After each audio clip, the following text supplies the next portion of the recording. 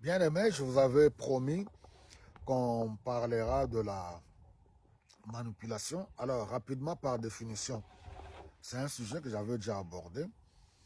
La manipulation, c'est tout simplement l'effet d'exercer l'influence sur une personne de sorte que qu'elle pense ou qu'elle agisse dans la direction du manipulateur, sans que la personne elle-même ne puisse s'en rendre compte. Alors, vous voyez, nous sommes dans un monde des manipulateurs. Le monde dans lequel nous vivons, les actes que les gens posent, que ce soit au niveau du leadership, nous ne connaissons pas de fois leur intention, leur mobile. C'est pour cela qu'il est très important de faire très attention. Ce message, je le convie aux personnes ayant de la maturité. Parce que si les gens n'ont pas la maturité, ils ne vont pas du tout comprendre ce message. Souvent, les gens sont aveugles. Beaucoup sont aveuglés par le fanatisme. Vous savez, dans nos milieux, quand les peuples sont manipulés, on les amène dans l'aveuglement. Et les gens deviennent des fanatiques aveugles. Vous allez voir dans le monde, surtout dans le monde de la musique, hein, vous allez voir, la plupart des artistes et musiciens, ce qu'ils font là, c'est de la manipulation. Les gens sont aveuglés, ils les manipulent, ils les amènent dans des émotions, et ainsi de suite. Je referme la parenthèse. On prend la politique. Les politiciens sont aussi des grands manipulateurs.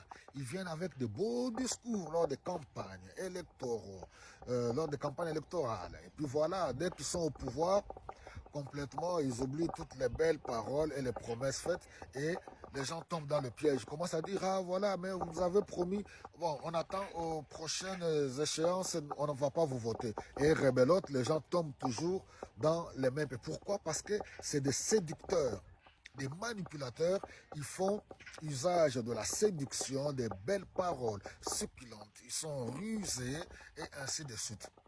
Alors, il ne faut pas qu'il en soit ainsi pour nous, les leaders spirituels, les hommes que le Seigneur a établis à la tête des brebis pour paître ces brebis. Nous voyons dans 1 Pierre au chapitre 5, les 3 premiers versets. Pierre écrit aux anciens et dit, moi-même ancien comme vous, nous sommes appelés à paître les brebis. De quelle manière maintenant?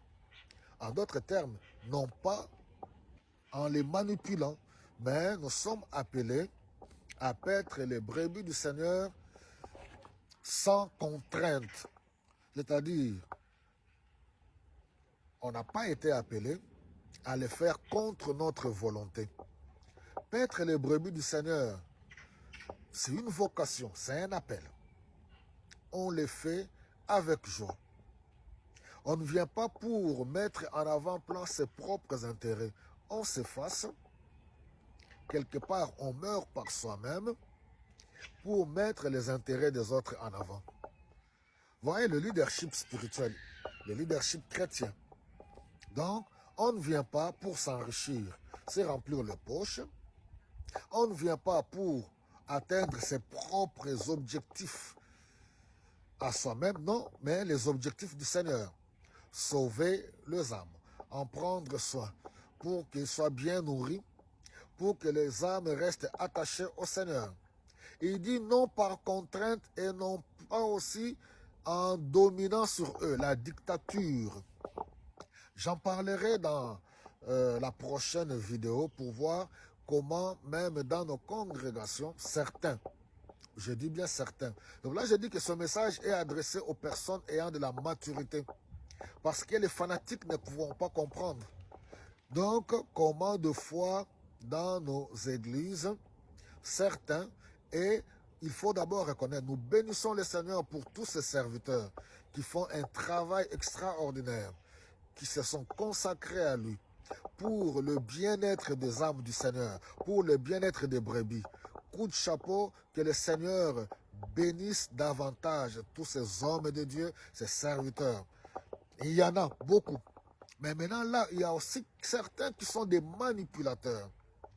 Et nous verrons comment certains font usage de ruses, de manipulation dans des églises avec l'évangile de la peur pour maintenir les gens étant esclaves, pour que les gens soient leurs propres esclaves au lieu de leur montrer le Seigneur, pour que les gens, les âmes dépendent du Seigneur. Voilà, que le Seigneur vous bénisse et à très bientôt.